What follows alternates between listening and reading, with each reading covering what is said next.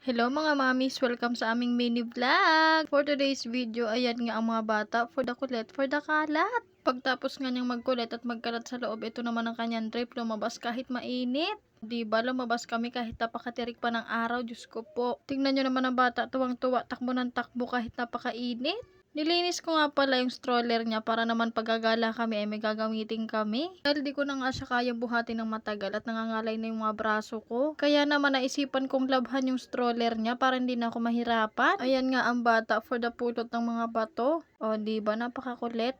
Pero wag kayo mag-alala, hinugasan ko naman yung kamay niya at sinabunan ko ng maigi. Ito nga at pumasok muna kami sa loob dahil hindi ko kaya yung init, sobrang init. Ayan nga siya at binigyan ko na lang siya ng makakain niya. Paborito nga pala niya yung sorbetes, yung ice cream na marshmallow. Ito nga at nag-aya yung mga kaibigan ko kahit napakatirik ng araw. Diba, nagamit niya yung stroller niya kasi nga nilabhan ko. Ayan nga yung mga kasama ko, for the gala nga kami. For the lakad nga lang kami kasi may bibilhin nga kami ng mga time na yan. Ito nga ng mga time na to ay nakauwi na kami. Kaya naman for the kalat na ulit ang person. May balak pa kang sirain yung pamaypay ko. Mumurahin na nga lang, sisirain pa ng batang makulit na to. Diyos ko po. Ayan nga siya, o diba, napakakulit sobra. Flex ko nga lang pala yung nails ko dyan, o diba, napakaganda. Tapos nga niyang magkulit at magkalat, ayan, nilaro-laro siya ng aking mother. Nanay nga pala ang tawag niya sa mama ko. Dahil yung tatlo kong pamangkin, yun rin ang tawag sa kanya. Dahil nung nagbubuntis pa lang ako, ang gusto nilang itawag sa kanila ng kanilang apo ay nanay at tatay. Kaya naman habang lumalaki ang aking Junakis, nakasanayan niya nang ang tawaging nanay tatay. Sa side naman ng papa niya ay lolo lola. Yun din kasi ang nakasanayang tawagin sa kanila ng kanilang mga apo. Balik nga pala tayo sa ating video. Ayan, naglilinis ako ng kalat ng aking Junakis. Pinapagpag ko nga rin pala yung kumot para naman matanggal yung mga alikabok. Grabe kasi kumapit yung mga alikabok. Diyos ko. Parang yung babae dyan. Ang grabe ang kapit. Charis. So ayan na nga. Naglilinis lang ako dyan ng konti.